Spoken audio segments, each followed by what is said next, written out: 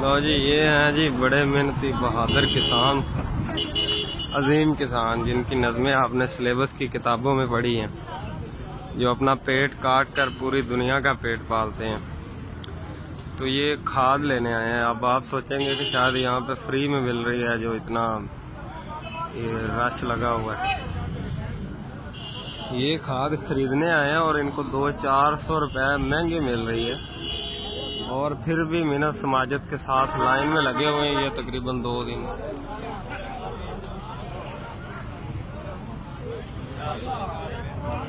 اہل اقتدار کو شرم آنی چاہیے کہ اس طرح کسانوں کو ذلیل کرتے ہوئے انہیں کیا مل رہا ہے۔ اور یہ دیکھیں تقریباً 2 دن سے یہ ادھر میرا خیال میں انہوں نے کچھ کھایا بھی نہیں ہوگا، اور یہ لائنوں میں لگے ہوئے، اور یہی ہیں جنہوں نے پوری دنیا کا پیٹ پالنا ہوتا ہے، یہی کسان ہے۔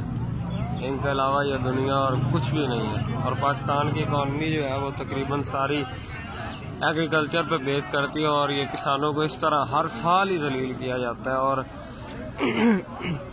ان کو کھاد تیل وہ مہنگے داموں بیچا جاتا ہے، اور جب جنس کی باری آتی ہے تو وہ اس کا ریٹ گر جاتا ہے۔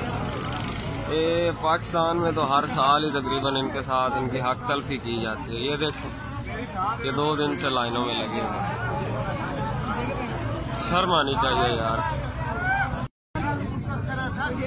اور صرف یہی نہیں، عورتیں بھی آئی ہوئی ہیں، اور باقی ڈنڈے بھی کھا رہے ہیں یا پولیس سے، یہ بھی آپ دیکھ سکتے ہیں۔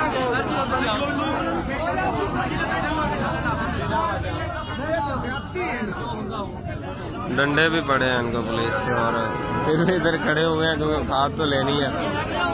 کھاد نہیں ملے گی تو فصلیں کیسے بیجیں گے؟